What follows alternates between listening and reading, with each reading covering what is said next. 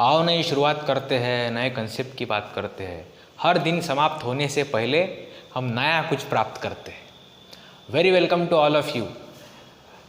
9th standard state board का first chapter का first part मैंने अपलोड कर दिया है। आज मैं आपको बताने वाला हूँ जो रिमेनिंग पार्ट है उसके बारे में। तो चलिए शुरू करते हैं।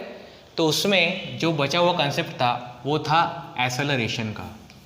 यहाँ से हम आगे की बात करते हैं। एक्सेलरेशन, तो जब भी ये कंसेप्ट आएगा तो एक्सेलरेशन को जब आप एक्सेलरेशन बोलते हो ना तो थोड़ा अपना काम जो है डिफिकल्ट हो जाता है, ठीक है ना। समझने में जब बड़ी उसकी प्रॉब्लम होती है तो आप एक काम करो, एक्सेलरेशन को एक्सेलरेशन बोलो ही मत, आप क्या बोलो उसको, चेंज इन वेलोसिटी। जैसे कि उसके फॉर्मूले में होता है चेंज इन वेलोसिटी। अब डेफिनेटली सिंपल सी बात है, कोई भी चेंज होगा तो चेंज के लिए तो टाइम तो लगेगा ही। आपने बोला कि आप 9th में थे, उसके बाद में आप 10th में आ गए, तो ऐसा थोड़ी कि आपने स्टैंडर्ड चेंज कर लिया तो एकदम से एक महीने के अंदर वो बात हो गई, ठीक है ना। साल भर आपने जब पढ़ा तब जा करके आप 10th में गए। तो चेंज जब भी होता है तो उसके लिए टाइम लगता है। बिना ऐसा नहीं कि आप पूरे यूनिवर्स को स्टॉप करो, पूरे सौर मंडल को आप स्टॉप कर दो, सोलर सिस्टम को, और उसके बाद में आप बोलो मेरा एक काम बाकी है मुझे करने दो, उसके बाद में हम टाइम को स्टार्ट करेंगे। ऐसा होगा नहीं। चेंज अगर होता है कहीं पे भी तो उसको टाइम तो लगेगा ही। तो एक्सेलरेशन को आप चेंज इन वेलोसिटी बोलो। अब चेंज अगर होगा तो चेंज दो प्रकार से होगा। चेंज अगर होगा तो वो दो प्रकार से होगा डेफिनेटली, एक तो बढ़ने वाला, एक तो कम होने वाला, ठीक है ना। अच्छी पढ़ाई है तो मार्क्स बढ़ेंगे, पढ़ाई अगर थोड़ी सी कम हो चुके तो मार्क्स कम हो जाएंगे, दोनों पॉसिबिलिटीज है। तो एक्सेलरेशन, चेंज इन वेलोसिटी, तो वेलोसिटी बढ़ भी सकती है, वेलोसिटी कम भी हो सकती है। मतलब एक्सेलरेशन पॉजिटिव भी हो सकता है, एक्सेलरेशन निगेटिव भी हो सकता है, ठीक है ना। हम क्या बोलते हैं कभी कभी, इसको बोलते हैं एक्सेलरेशन और इसको बोलते हैं हम रिटार्डेशन, ठीक है ना। या फिर इसको आप सिंपली ऐसा बोलो पॉजिटिव एक्सेलरेशन और इसको बोलो आप निगेटिव एक्सेलरेशन, ठीक है ना। इसके बाद में और एक चीज़ है, अगर एक्सेलरेशन है, अगर बढ़ने वाला चेंज है, वेलोसिटी अगर बढ़ रही है तो वो दो प्रकार से बढ़ सकती है। हो सकता है कि वो यूनिफॉर्म रेट से बढ़े, हो सकता है कि वो नॉन यूनिफॉर्म रेट से बढ़े।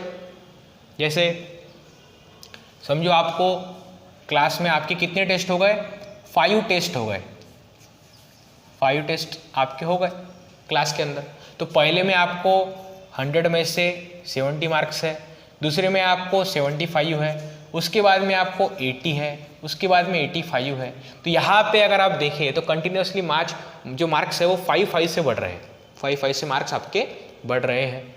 तो बस अगर चेंज है तो वो यूनिफॉर्म भी हो सकता है और नॉन यूनिफॉर्म भी हो सकता है। जैसे मार्क्स अगर बढ़ रहे हैं तो पहले आपको कितने मिले, 70 मिले, उसके बाद में आपको 72 मिले, उसके बाद में 78 मिले, उसके बाद में 79 मिले, उसके बाद में 85 मिले। तो यहाँ पे तो चेंज है, बढ़ने वाला भी है, लेकिन वो बढ़ने वाला चेंज नॉन यूनिफॉर्म है। इसीलिए पॉजिटिव एक्सेलरेशन में भी दो प्रकार है, एक है यूनिफॉर्म एक्सेलरेशन और एक है non uniform acceleration. Uniform acceleration and non uniform acceleration, दो प्रकार के एक्सेलरेशन आपको मिलेंगे। अब जैसा आपको यहाँ पे दिखाई दे रहा है उसी प्रकार का ग्राफ आपको वहाँ पे, उसी प्रकार का डायग्राम आपको यहाँ पे दिखाई देगा। निगेटिव एक्सेलरेशन है, ठीक है ना। गाड़ी की स्पीड अगर है, एकदम से आपको अभी रुकना है, आप बहुत स्पीड में गाड़ी चला रहे हो और आपको पता चला कि आपका जो डेस्टिनेशन है वो बहुत ही पास में है, then you are decreasing your speed by applying brakes, है ना। ब्रेक अप्लाई करने से आपने आपकी स्पीड को कम कर दिया। तो आपकी वेलोसिटी कितनी थी, समझो 20 मीटर पर सेकंड किसी गाड़ी की स्पीड थी, ठीक है ना, किसी ऑब्जेक्ट की थी। उसके बाद में आपने उसको कम किया, तो जैसे 18 हुई, उसके बाद में 16 हुई, उसके बाद में 14 हुई, उसके बाद में 12 हुई। तो यहाँ पे 2 के डिफरेंस से जो है वेलोसिटी कम हो रही है। तो एक्सेलरेशन, निगेटिव एक्सेलरेशन तो है, कम होने वाला है, लेकिन वो यूनिफॉर्म है। कैसा है वो, यूनिफॉर्म एक्सेलरेशन। उसी प्रकार से अभी दूसरा आएगा, वेलोसिटी कम होगी लेकिन उसका रेट यूनिफॉर्म होगा नहीं।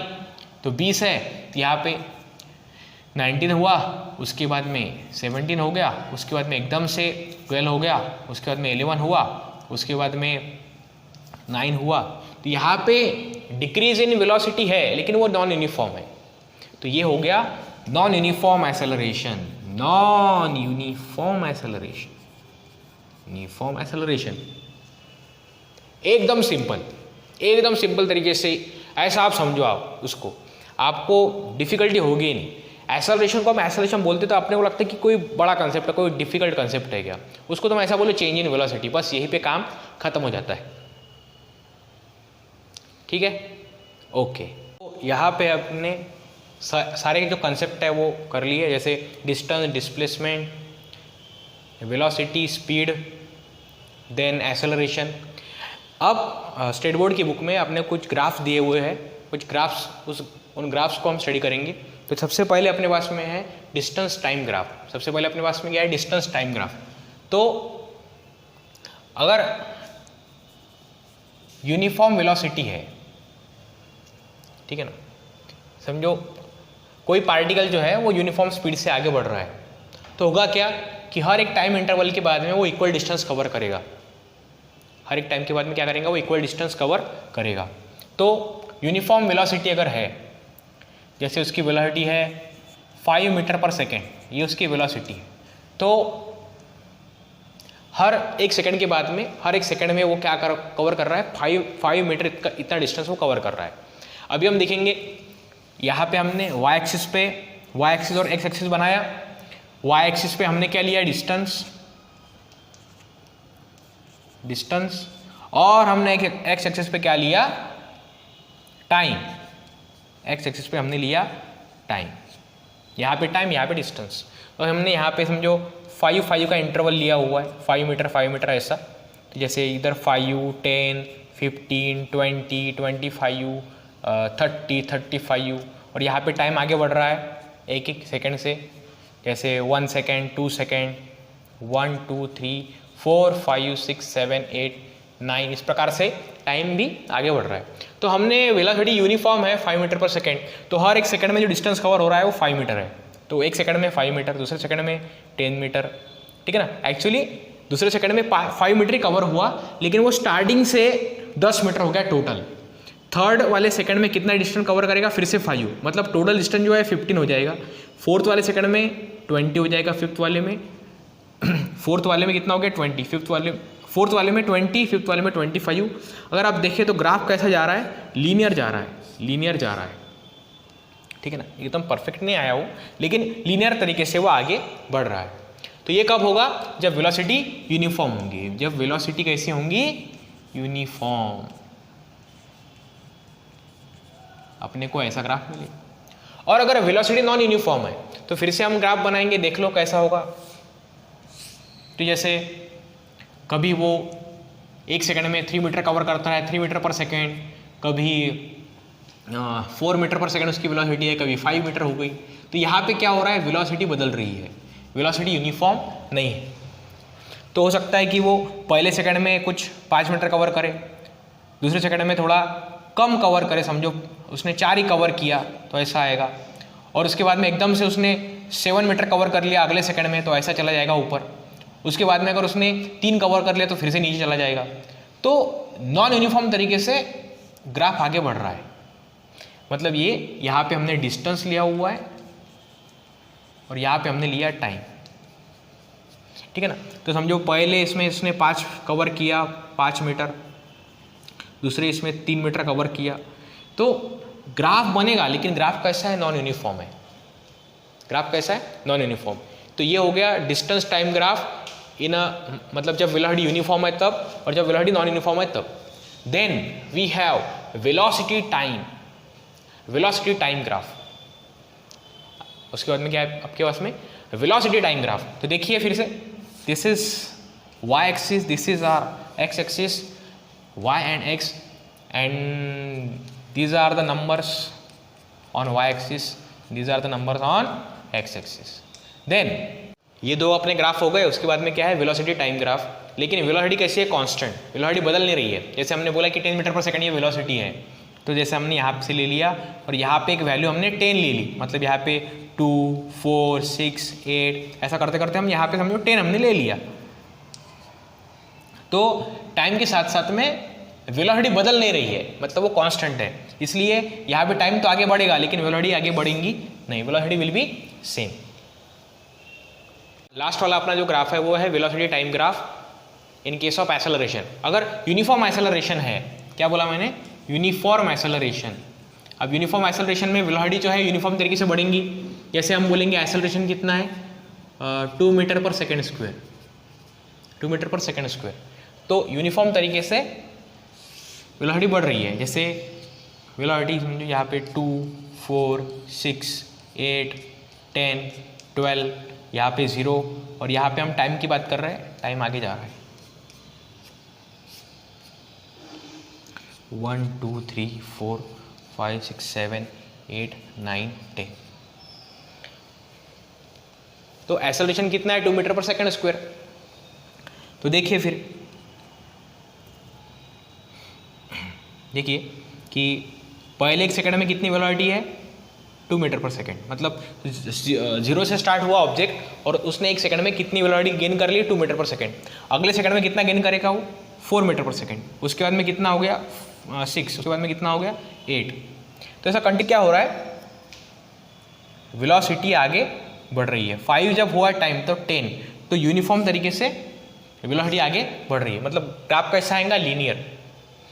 वेलोसिटी टाइम ग्राफ में यूनिफॉर्म एक्सेलरेशन में कैसा ग्राफ आएगा, लीनियर, क्योंकि कंटिन्यूसली टाइम के साथ साथ में हर 1 सेकंड के बाद में वेलोसिटी जो है वो बदल रही है। 2 पहले 2, उसके बाद 4, उसके बाद 6, 8, 10, 12, कंटिन्यूसली वेलोसिटी आगे बढ़ रही है।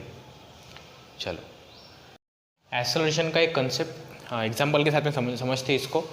देखो यहाँ पे गाड़ी एकदम, यहाँ पे मैंने टाइम लिखा हुआ है, इधर टाइम है और इधर है अपनी वेलोसिटी। तो वेलोसिटी कंटिन्यूसली बढ़ रही है, मतलब 0, 2, 4, 6, 8, 10, 12, 14 कंटिन्यूसली वेलोसिटी बढ़ रही है। तो हमने क्या किया, इसमें से कोई हमने 2 पॉइंट चूज़ कर लिए, ठीक है ना। मतलब पहला समझिए ये पॉइंट हमने चूज़ कर लिया और उसके बाद में ये पॉइंट हमने चूज़ कर लिया।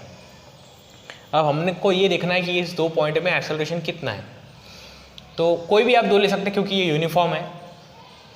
तो हमने ये पहला पॉइंट ले लिया, दूसरा पॉइंट ले लिया, तो आपकी इनिशियल जो वेलोसिटी है वो हो गई 2 मीटर पर सेकेंड।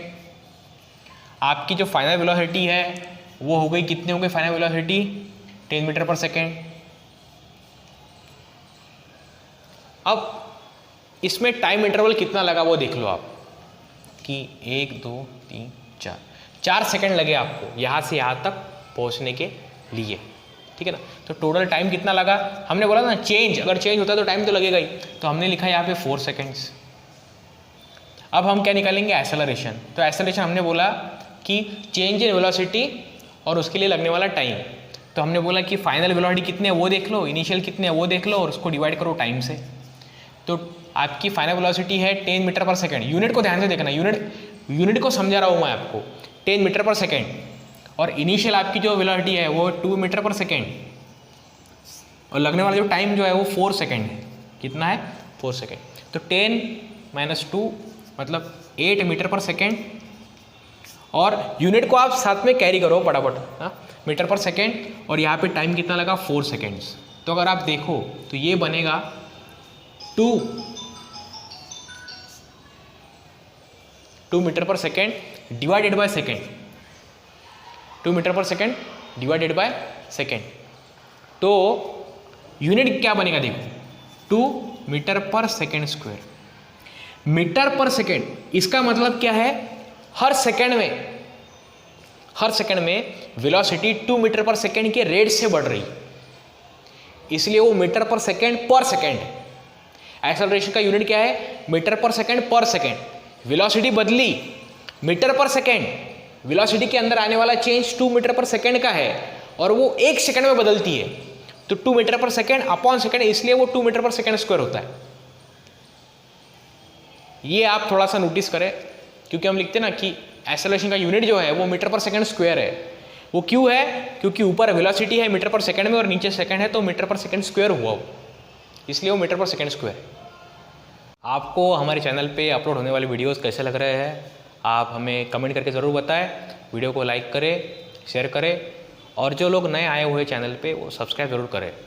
मिलेंगे नेक्स्ट वीडियो में। Thank you so much.